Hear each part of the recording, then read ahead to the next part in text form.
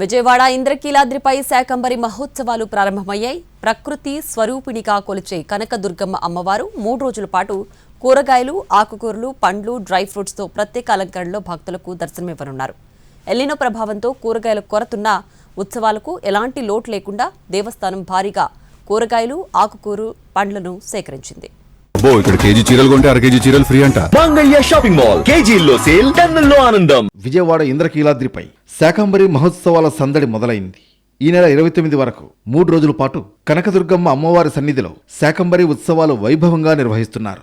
సకాలంలో వర్షాలు కురిసి పాడి పంటలు సమృద్ధిగా పండాలని, రైతాంగం ప్రజలు సుఖ సంతోషాలతో ఉండాలని ఆకాంక్షిస్తూ శాకంబరి దేవిగా అమ్మవారిని పూజించడం ఆనవాయితీగా వస్తోంది.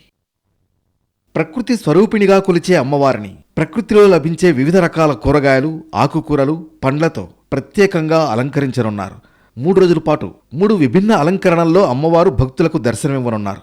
తొలి రోజు తాజా కూరగాయలు, ఆకుకూరలతో అమ్మవారికి అలంకరణ చేశారు. శాకంబరి ఉత్సవాలు అనేది ప్రారంభమవుతున్నాయి. దీనికి సంబంధించి దాదాపు 24,000 కేజీలు అంటే 24 టన్నుల లెక్క కూరగాయలు మనం దాదాపు 8 రకాల కూరగాయలు తెప్పించాము. ముఖ్యంగా ఈ కూరగాయలు ఇవ్వడానికి ఎప్పటి నుంచో రైతులందరూ కూడా ఇష్టపడి అమ్మవారి మీద భక్తితో ముందుగానే మన దగ్గర రిజిస్ట్రేషన్ చేసుకుంటారు. వెహికల్స్ పంపిస్తున్నాం. ఇప్పుడు ఆల్రెడీ మన దగ్గర దాదాపుగా 12 టన్నులు వచ్చేస్తున్నాయి. ఈ రోజు ఈ ఉదయం నుంచి మరి నైట్ కూడా ఇంకొక 12 టన్నులు వస్తాయి. ఈ విధంగా మనం మొత్తం కూడా అమ్మవారు రేపటికి ఓన్లీ కూరగాయలతోటి మనకు దర్శనమిస్తారు. ఎల్లుండికి ఫ్రూట్స్ తోటి దర్శనమిస్తారు. ఆవుల ఎల్లుండికి అంటే 29కి వచ్చేసి డ్రై ఫ్రూట్స్ తో దర్శనమిస్తారు. రెండో రోజు వివిధ రకాల ఆకుకూరలు, కాయగూరలతో తయారు చేసిన దండలు, మాలలతో ఆలయ ప్రాంగణాన్ని శోభాయమానంగా తీర్చిదిద్దనున్నారు. 3వ రోజు ఆషాఢ పౌర్ణమి సందర్భంగా రంగురంగుల పండ్లు, డ్రై ఫ్రూట్స్తో అమ్మవారికి ప్రత్యేక అలంకరణ చేయనున్నారు. అనంతరం శాస్త్రోక్తంగా పూజలు, మహాపూర్ణాహుతితో శాకంబరి మహోత్సవాలను ముగించనున్నారు. అమ్మవారి సన్నిధిలో కొలువుదీరనున్న ఈ ప్రత్యేక అలంకరణలు భక్తులను విశేషంగా ఆకట్టుకొనున్నాయి.